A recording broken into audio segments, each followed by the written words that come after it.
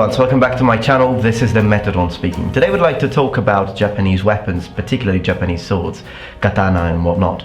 I've noticed that quite a lot of us historical YouTubers have spoken about this topic, like what do I think about the katana. Some people, for example, I remember that Scalagrim did talk about this, and he said that he doesn't find katana to be particularly aesthetically beautiful, he doesn't find them to be particularly interesting, and he doesn't like them much. And I think that I remember watching a few videos from Matt Easton from Schola Gladiatoria, who also talked about, he has like a sort of a similar approach to katana. So Matt Easton is similar to me in the sense that we are really weapons geeks, you know, we really like any sort of weapons, but he did say something like that, and he's not particularly interested in katana.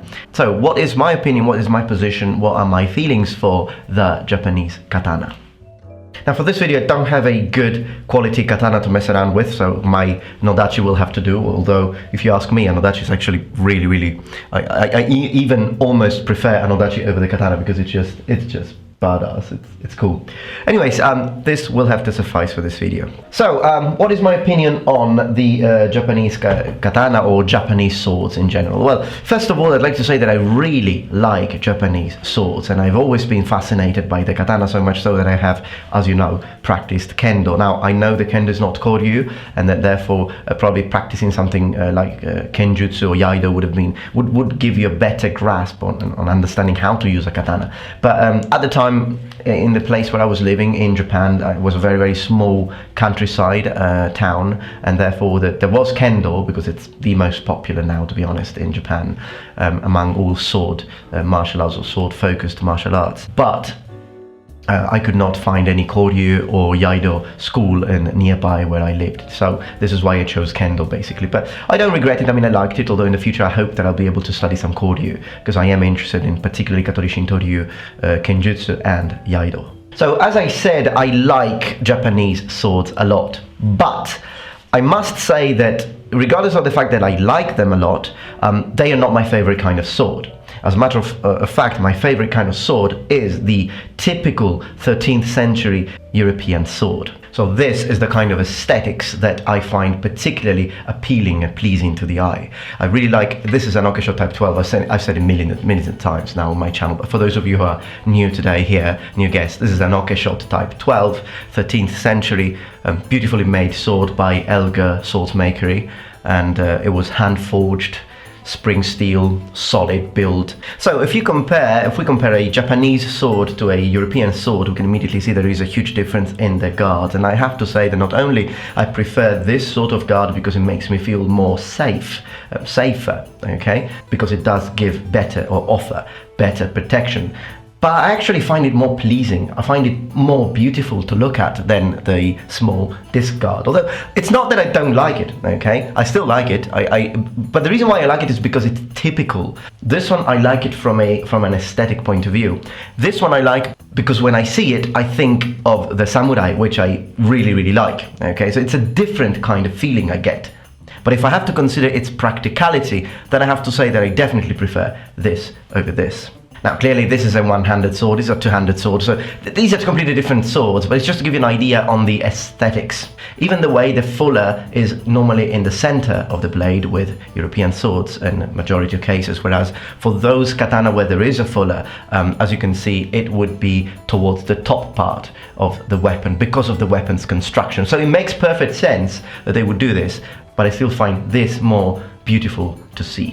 So I started being interested in samurai combat and samurai swords and all that, and samurai armor when I was 14, because that's when I was first introduced to both martial arts, as I started practicing karate, but also because I started playing video games that featured samurais wielding katana. So for example, Bushido Blade, which is a fantastic series of games, but it's still one of my favorite simulators of samurai combat. But the knights is something that I have had in mind since I was a lot younger.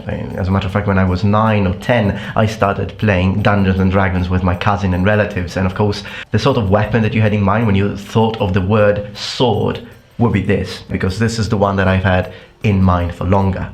And this is why, even if compared to a Roman gladius, I would still prefer this one over this one a lot, regardless of the fact that I'm a total complete geek for the Romans, and I love Roman history.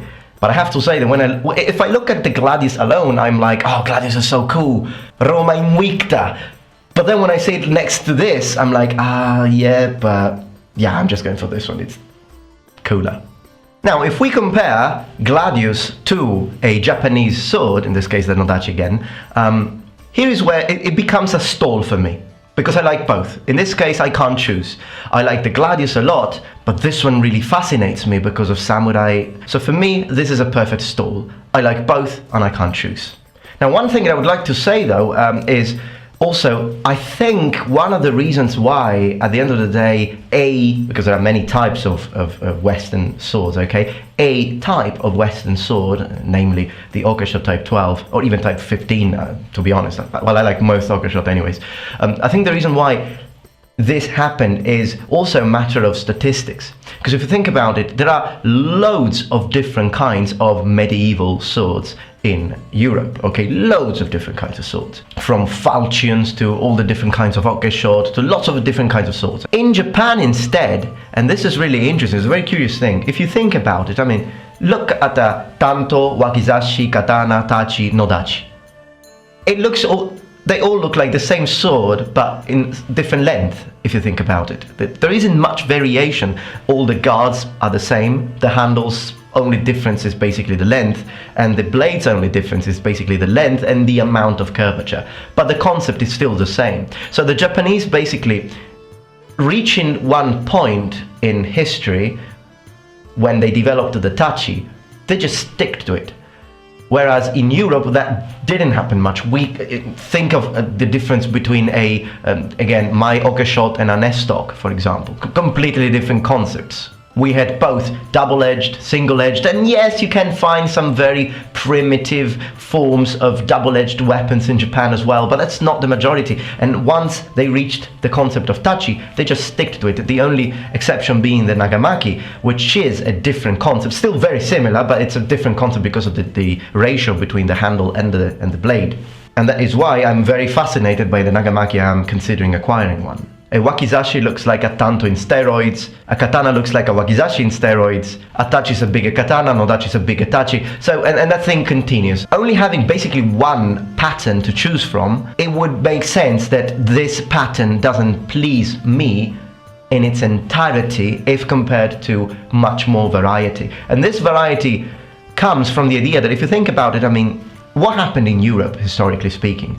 In Europe, what happened is that we kept on making war at each other, and of course the Japanese did as well. But the difference is that while the Japanese made war against the other Japanese, yes, there is the Mongolian invasion, but as a matter of fact, against the Mongols, what they did is that they started using polearms more, so it didn't much affect weapon development as far as swords are concerned. But basically, the Japanese fought against themselves, warring clans against other warring clans. So they just found one thing that worked and kept on using it. They didn't have to come up with completely different things, because a completely different culture had come up with a new way of making armor or a new warfare tactics, at least until the development of Tanegashima Teppo, which again came from the West, from the Portuguese. So as you can see, the one thing that literally changed completely the concept of warfare in Japan is a Western weapon, a Western invention. In Europe, instead, you've got all these completely different cultures. I mean, an Englishman, a Frenchman, an Italian, and a Spanish, and a German,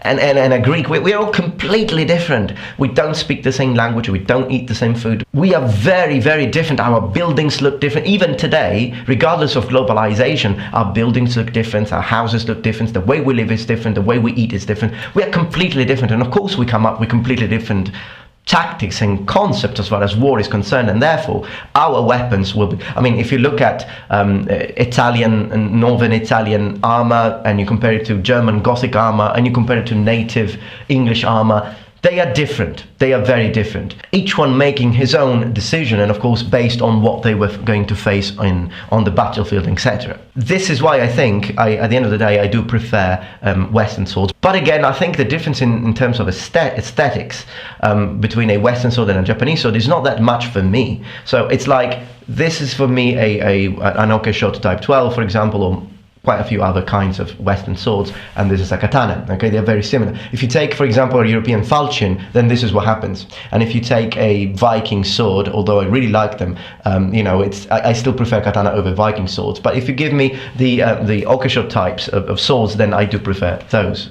So that's my situation. I really like katana, and I would like to expand my understanding and my ability to use them. But I do find European Western swords to be more pleasing to the eye. Okay, one last point I'd like to bring up before closing this video is that there is one thing though that I prefer Japanese swords over Western swords, and that is quick draw. Now, I'm not an expert of quick draw. As a matter of fact, not only I'm not an expert of quick draw and Iaido techniques, but I don't actually know any Iaido. Within my lack of knowledge of this martial art, still, when I tried to quick draw a katana, and then I try to quick draw a Western sword, or my Okeshot, for example, I still find it easier to quick draw or to draw the katana from the scabbard. Now, I don't know why, to be honest. Some people say because of the slight curvature. I've seen people bringing up lots of arguments against it, saying, but no, the curvature is not going to change anything. You can give me all the theory in the planet, but when when I test it and when I try it, it feels easier. So I don't know the mathematics of it, I don't know the physics of it, but I do know the feeling. And as far as the feeling is concerned, whenever I try to quick draw a Western sword and when I try to quick draw a katana, even if they're a very similar size, it's easier to me to perform such draws and such moves with a Japanese sword. But let me know what you think about this in the comments below. Alright then, I hope that you enjoyed this video. If you did, please remember thumbs up and subscribe to my channel for more content from the Metatron. I will see you tomorrow for my next video. And remember, the Metatron has spread his wings. Goodbye. Samurai!